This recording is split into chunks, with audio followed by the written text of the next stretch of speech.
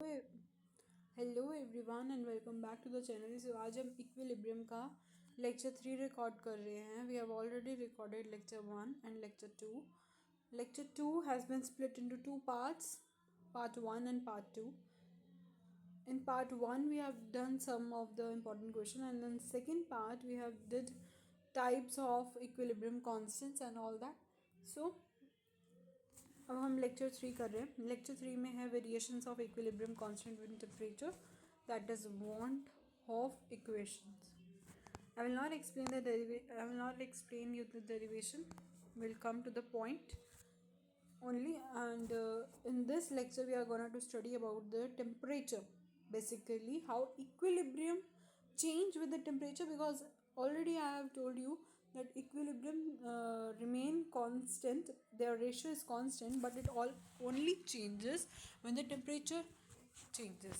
Okay, so variations कब आती हैं इक्विलिब्रियम कांस्टेंट की? जब वो टेम्परेचर के साथ होता है. ठीक है, तो जैसे कि अब टेम्परेचर के साथ होता है तो हम एंडोथर्मिक और एक्सोथर्मिक की तो बात करेंगे ही करेंगे. अब देखो, एंडोथर्मिक में क्या होता है? एंडोथर्मिक में आप हीट देते हो. क्या करते हो? हीट देते हो. हीट देते हो, इट मीन्स आपका डेल्टा एच कैसा है? एंडोथर्मिक में पॉजिटिव है. एक्सोथर्मिक में रिलीज होता है, उसका डेल्टा एच नेगेटिव होता है. अब टेम्परेचर के साथ जो टेम्परेचर बढ़ता है, एंडोथर्मिक में टेम्परेचर बढ़ता है, यानी T2 का बड़ा होता है T1 से. नाउ लुक, अब क्या होता है जब भी हमें टेम्परेचर देना पड़ता है तो T2 का टेम्परेचर T1 से, T1 का टेम्परेचर T2 से, ये थोड़ा सा फॉल्ट आ जाता है बीच में, T1 और ये T2, क्योंकि इसमें क्या होता है आप हीट देते हो, हीट दे रहे हो तो तब टेम्परेचर ज़्यादा होता है बजाय जब वो प्रोडक्ट बन जाते हैं. ठीक है, तो इसमें क्या होता है के की वैल्यू बड़ी होती है, यानी के की वैल्यू बड़ी है तो log K2/K1, जो आपका यहाँ से अभी हमें लॉजिक लगाना है. क्या लॉजिक है कि log K2/K1 है वो पॉजिटिव है. पॉजिटिव क्यों है? क्योंकि जो K है वो आपका इंक्रीज़ हो रहा है. K क्या हो रहा है? आपका इंक्रीज़ हो रहा है. ठीक है, तो K2/K1 आपका क्या आएगा? ग्रेटर होगा 1 से बड़ा होगा. तो K2 जो होगा वो आपका बड़ा होगा K1 से. टेम्परेचर आपके अपोजिट होंगे. ठीक है, ऐसे ही आपने एक्सोथर्मिक में देखना, एक्सोथर्मिक में इससे अपोजिट हो जाएगा. अगर वो नेगेटिव है तो वो क्या हो सकता है? जो भी K2/K1 है मीन्स वो लेस देन ज़ीरो में कैटेगरी में आएगा, क्योंकि वो नेगेटिव की केस में आ रहा है. चलो, लेस देन ज़ीरो और नेगेटिव, तो वो हम उसको क्या ले लेंगे? Less than 1. तो यहाँ पे K1 बड़ा होगा K2 से. तो ये देख रहे हो, उल्टा रिजल्ट आ रहा है. अगर T2 बड़ा है तो K1 बड़ा है, अगर T1 छोटा है तो K2 भी छोटा है. तो मतलब क्या है? T1 और K2 का रिलेशन बनेगा, K1 और T2 का रिलेशन बन रहा है opposite. Now value of K equivalent decreases for exothermic reaction with temperature increases favored by low temperature. जो K equivalent है वो डिक्रीज हो जाता है एक्सोथर्मिक के केस में, क्योंकि टेम्परेचर बढ़ता है तो वो कम हो जाता है. Means they are basically inversely proportional. Now this is a very important Le Chatelier principle, and will discuss this same Le Chatelier principle in lecture 4 also, because उसके आगे हम इसके थोड़े बहुत जो टॉपिक्स हैं और भी कवर अप करेंगे अलॉन्ग विद दिस ओनली. सो ये लेक्चर 4 में भी आएगा. अभी भी समझ लो ये क्या है.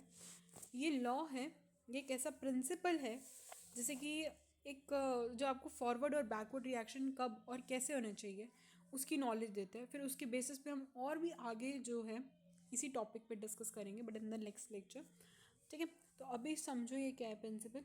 When ever a system is equilibrium is subjected to any kind of change in concentration, temperature, pressure, etc., then the reaction either shift forward or backward to counterbalance the effect of change imposed.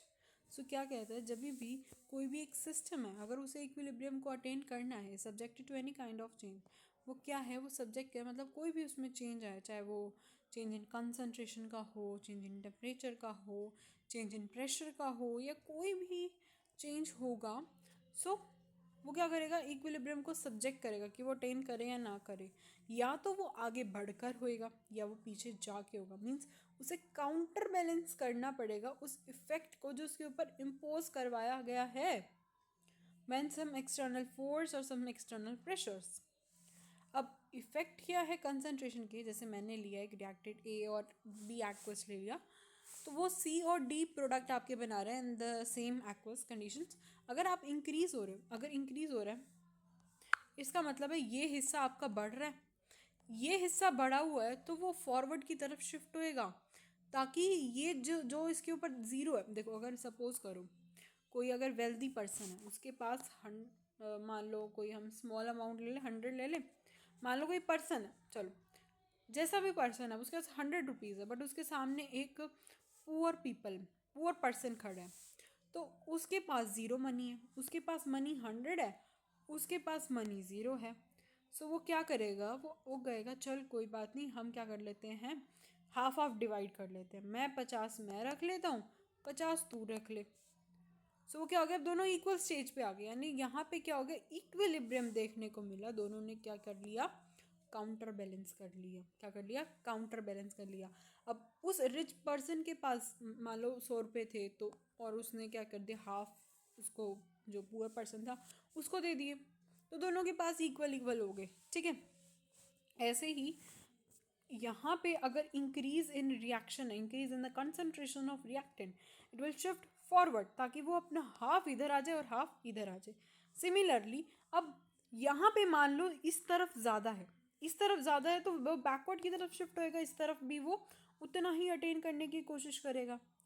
अगर मान लो मैंने एक product यहाँ से हटा दिया, एक product यहाँ से हटा दिया मैंने, ठीक है, तो ये क्या होगा, ये किसकी तरफ मूव करेगा, ये क्या बैकवर्ड जाएगा, नहीं, इसको ये बैकवर्ड जा ही नहीं सकता.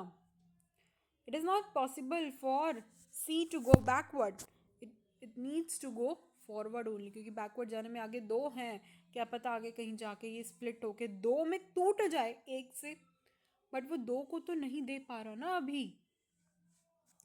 सो इसलिए it will go forward instead of going backward. अगर मैंने यहाँ से डी कंपाउंड जो भी है ये, मैंने डी को रिमूव कर दिया, removal of product from reaction mixture, it will move, the reaction will shift forward. और अगर मैंने ऐड कर दिया प्रोडक्ट को मिक्सचर, अगर मैंने यहाँ पे कहीं यहाँ पे ऐड कर दिया, तो वो क्या जाएगा, बैकवर्ड. ठीक है. ऐसे ही ये सब क्या होंगे, अपोजिट चलते रहेंगे. ऐसे करते करते बहुत सारी सीरीज बन जाती है इनकी, बट ये सारे के सारे तभी समझ आएंगे जब हम इसके आगे के बहुत सारे जो टॉपिक्स हैं वो कवर अप करेंगे. All right, so this was your all lecture 4, sorry lecture 3. All right, so stay tuned for lecture 4.